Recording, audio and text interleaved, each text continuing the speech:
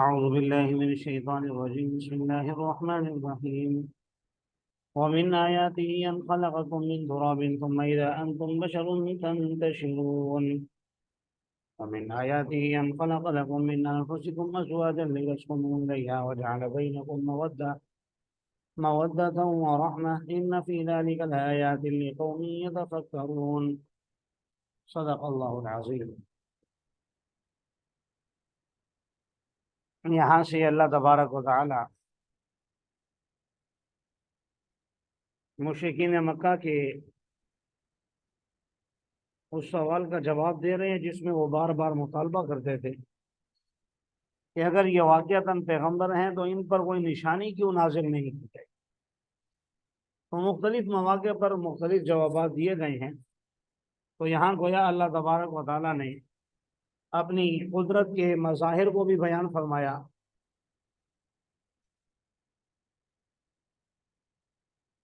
اور قدرت کے مظاہر کو بیان کرنے کے ساتھ ساتھ ان کے سوالوں کے جوابات بھی دے دیے.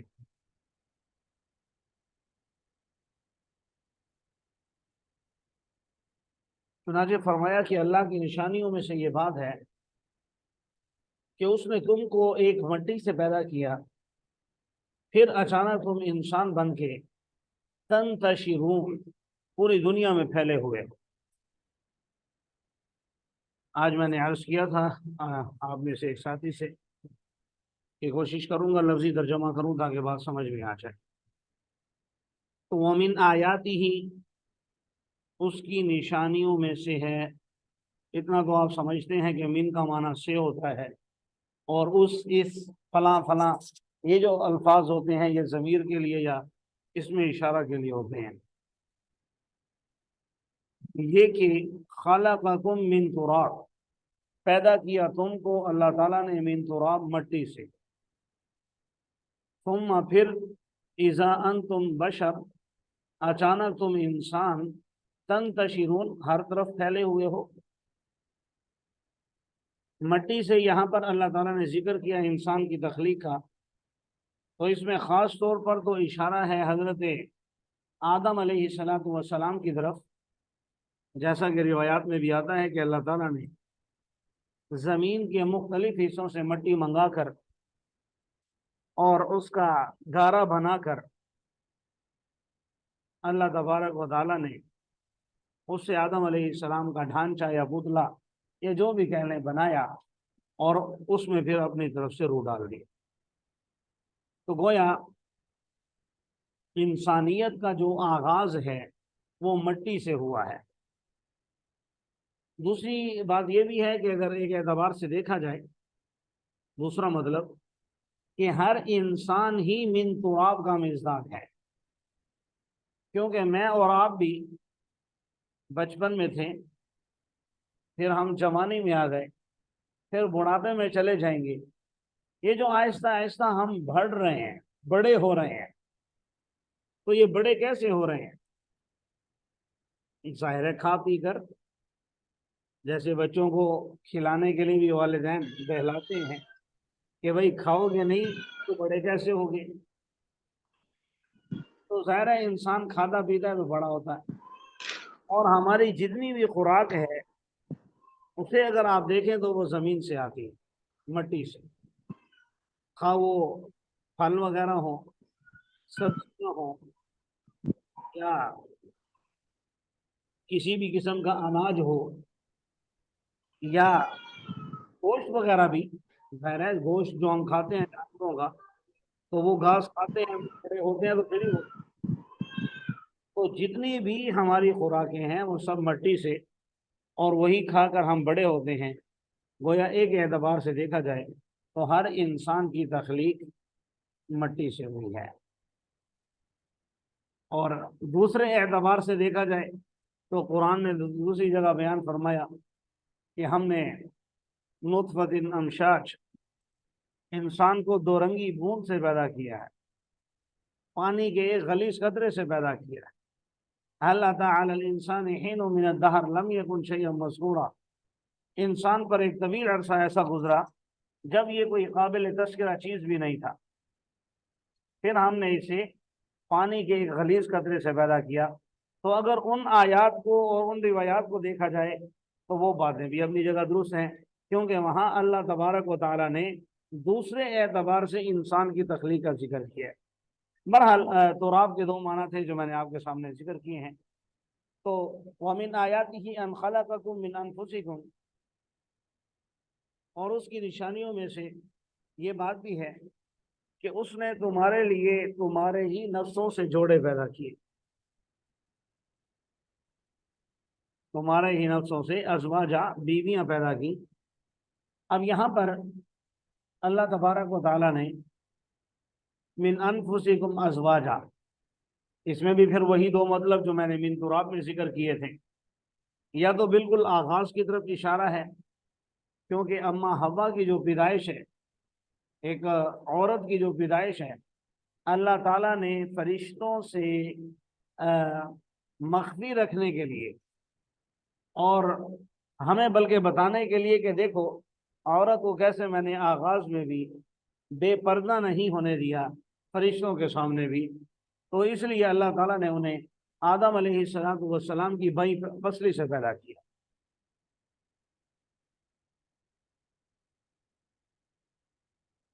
آدم علیہ السلام کی بائیں پسلی سے پیدا کیا، اس اعتبار سے بھی ہو سکتا ہے من انفسکم ازواجا۔ اور اگر اس وقت بھی اگر ہم دیکھیں اپنے توالد و تناسل کے سلسلے کی طرف کہ دو انسان آپس میں ملتے ہیں، شادی ہوتی ہے، اور پھر ملن کے نتیجے میں اللہ تبارک و تعالی انہیں اولاد عطا فرماتے ہیں، تو ایک کی لڑکی دوسرے کا لڑکا، پھر ان کا آپس میں بیاہ ہوتا ہے، پھر وہاں سے لڑکے لڑکیاں، پھر آگے دوسرے سے لڑکے لڑکیاں، پھر وہ آپس میں ملتی ہیں، پھر اس طرح یعنی یہ قیامت تک ایسے سلسلہ چلتا رہے گا، تبادل و تناسل کا سلسلہ اللہ تبارک و تعالیٰ نے چلایا ہے۔ تو اس کی طرف اشارہ ہے من انفسکم ازواجا، اور اس میں بھی دیکھو تو اللہ تعالیٰ کی بڑی نشانی ہے، لیکن ہر ایک کے لیے نہیں ہے۔ لآیات لقوم یتفکرون، ان لوگوں کے لیے جو غور و فکر کرتے ہیں، جو بات کو سمجھتے ہیں۔ بہرحال فرمایا کہ ہم نے تمہارے لیے خلقکم من انفسکم، تمہارے ہی نفسوں سے ازواجا جوڑے پیدا کیے، لتسکنوا الیہا، تاکہ تم ان کی طرف سکون حاصل کرو۔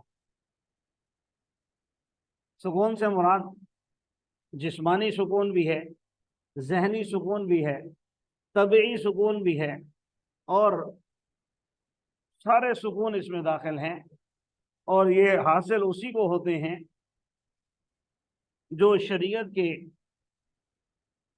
مقاصد ہیں شادی سے، ان مقاصد کے لیے شادی کرتا ہے، یعنی توالد و تناسل کے لیے۔ اور کیونکہ آپ صلی اللہ علیہ وسلم نے ارشاد فرمایا انی مقاصر بکم الامم، ایسی خواتین سے شادی کرو جن کے ہاں ولادت کثرت سے ہو، تاکہ کل قیامت کے دن میں اپنی امت کی کثرت پر فخر کر سکوں، اور گھر کے اندر پیار محبت کا ماحول ہو، الفت و محبت قائم ہو، اور ایک دوسرے کو جی جی اور ہاں ہاں کہہ کر آپس میں باتوں کو تسلیم کیا جاتا ہو، تو تڑا کر کے ایک دوسرے سے جھگڑا کر کے گھر کے اندر ایک یعنی ہجانی کیفیت پیدا کر کے ہر وقت لڑائی جھگڑے کا ماحول بنا کے رہنا، تو یہ پھر ہماری آپس کی غلطی ہے، اللہ تعالیٰ کی طرف سے ہم پر سزا ہے۔ اور وگرنہ اللہ تبارک و تعالیٰ نے شادی کا جو مقصد رکھا تھا وہ یہ تھا کہ سکون حاصل ہو۔ اور آگے کتنے خوبصورت الفاظ ارشاد فرمائے، وَجَعَلَ بَيْنَكُمْ مَوَدَّةً وَرَحْمَةً، اور تمہارے درمیان محبت اور رحمت کو رکھ دیا، شفقت کو رکھ دیا۔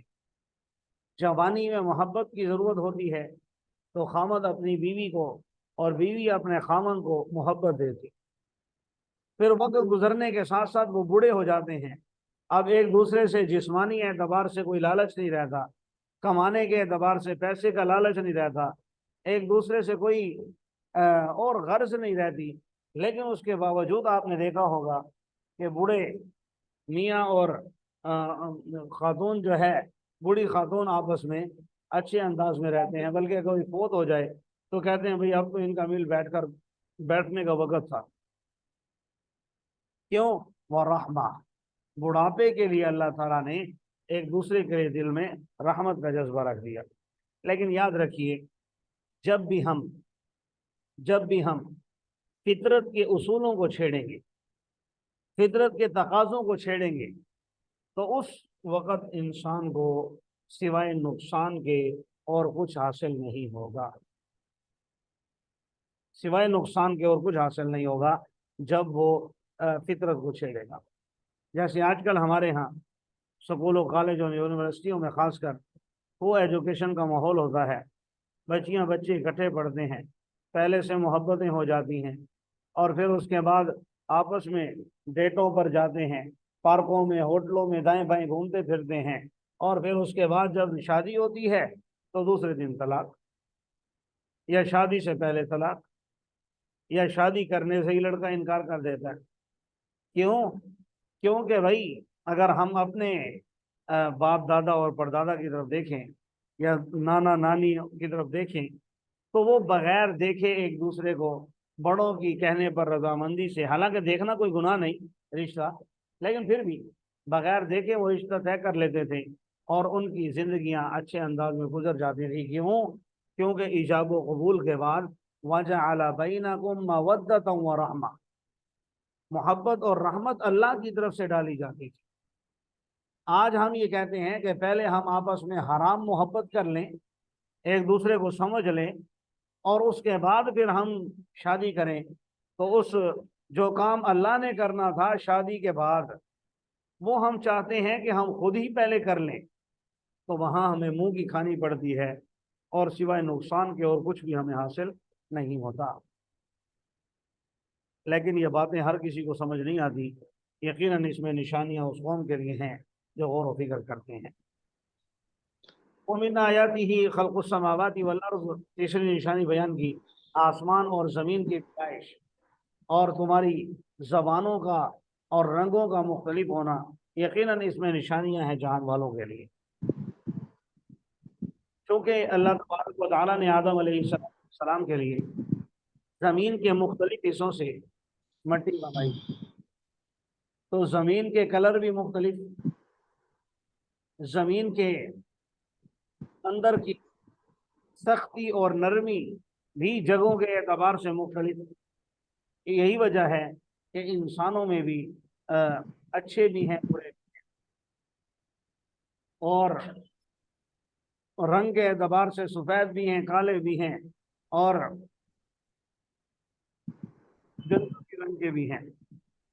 اسی طرح اور بھی چیزیں مختلف ہیں، اسی طرح زبانیں بھی مختلف۔ حالانکہ اربوں انسان ہیں، آدم علیہ السلام سے آج تک بالقیامت تک ملین ٹریلین کے حساب سے، لیکن اگر وہ جمع ہو جائیں، کہیں آپ دیکھیں مجمع، سب کے دو کان ہیں، دو آنکھیں ہیں، ناک ہے، زبان ہے، لیکن پھر بھی ایک دوسرے سے مختلف ہے۔ کوئی نہ کوئی ان کا آپس میں ایسا پارٹ موجود ہے، خاص کر چہرے کی بناوٹ ہی ہر انسان کی دوسرے سے مختلف۔ تو اس لیے فرمایا اس میں نشانیاں اس قوم کے لیے ہیں، ان تمام جہان والوں کے لیے ہیں، اگر بلکہ عالمین، سوری، جہان والوں کے لیے نہیں، اہل علم کے لیے ہیں، عالمین جاننے والوں کے لیے ہیں، اہل علم کے لیے۔ عالمین ہو لام کی زبر کے ساتھ تو پھر مانا ہوگا جہان والوں، لیکن یہاں یعنی اہل علم مراد ہیں علم کے۔ اور اس کی نشانیوں میں سے ہے تمہارا سونا رات کے وقت، اور دن کے وقت تمہارا اس کے فضل کو تلاش کرنا، یقیناً اس میں نشانیاں قوم کے لیے جو ہیں۔ تمہارا رات کو سونا، رات اللہ تبارک و تعالیٰ نے سونے کے لیے بنائی ہے، لہذا انسان کو عشاء کے متصل بعد سو جانا چاہیے۔ رسول اللہ صلی اللہ علیہ وسلم نے عشاء کے بعد سمر سے منع فرمایا ہے۔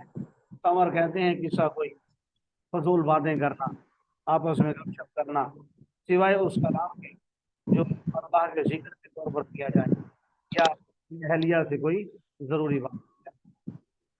تو اس لیے ہمارا یہ جو تعلیم و تعلم کا سلسلہ ہے، پڑھنے پڑھانے کا، یہ ذکر اللہ میں آتا ہے، اور اس کے حوالے سے رسول اللہ صلی اللہ علیہ وسلم اور حضرت عمر بن خطاب اور حضرت صدیق اکبر رضی اللہ تعالیٰ عنہ وہ لوگ بھی آپس میں بیٹھ کر رات کے وقت کے امور پر، معاملات پر مشورے کرتے تھے۔ اسی سے علماء نے لکھا ہے کہ بہرحال اگر کوئی کام کیا جائے خاص کر شرعی نقطہ نظر سے بتائیں، اور اس کی نشانیوں میں سے ہے کہ وہ تمہیں دکھاتا ہے برف، بجلی، آسمانی بجلی، خوف بھی ہوتا ہے کہ ہمارے اوپر گر نہ جائے، یا بارش ہوگی تو حد سے زیادہ نہ ہو جائے، اولے نہ پڑ جائے، نقصان نہ ہو جائے، اور وہ لالچ بھی ہوتا ہے کہ پانی کی ضرورت ہے ہمیں فصلوں کو لگانے کے لیے، ٹھنڈک کے لیے، اور بارش سے ٹھنڈا ہوگا۔ آسمان سے پانی اتارتا ہے، پھر اس کے ذریعے سے زمین کو بعد موتها، اس کے بنجر ہونے کے بعد آباد کرتا ہے۔ یقیناً اس کی نشانیاں اس قوم کے لیے جو عقل رکھتی ہے۔ اور اس کی نشانیوں میں سے یہ بات بھی ہے کہ آسمان اور زمین قائم ہیں اس کے حکم سے، حالانکہ آسمان کے کوئی سکون نہیں ہے، کوئی ذریعہ نہیں ہے روکنے کا کہ بھی گر سکتا ہے، لیکن اللہ نے زمین ہلتی نہیں ہے، ڈگمگاتی نہیں ہے، اور اب ثابت ہو گیا کہ خلا میں کھڑی ہے ایک گول، یعنی زمین ایک سیارہ ہے، اور اس پر اتنی آبادی ہے، یہ کیوں نہیں گرتی؟ اس کے نیچے پانی ہے، وہ نیچے چلا جاتا ہے، نیچے چلا جاتا ہے 100 فٹ، 150 فٹ، 200 فٹ، ہم وہاں سے پانی نکال لیتے ہیں۔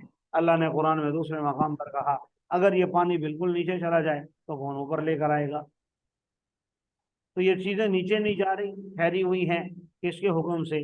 فرمایا اللہ کے حکم سے۔ ثم اذا دعاکم دعوة من الارض، پھر جب تمہیں وہ زمین سے بلائے گا اچانک تم سب نکل آؤ گے۔ اسی کے قبضہ قدرت میں ہے وہ سب کچھ، جو کچھ آسمانوں میں ہے، جو کچھ زمین میں ہے، تمام کے تمام اسی کے تابع ہیں۔ وہی اللہ ہے جو مخلوق کو ابتداءً پیدا کرتا ہے، پھر اسے لوٹائے گا، اور یہ لوٹانا اس کے لیے بہت آسان ہے، اور اس کی بڑی شان ہے آسمانوں میں، زمینوں میں، وہ العزیز الحکیم، اور وہ زبردست حکمت والا ہے۔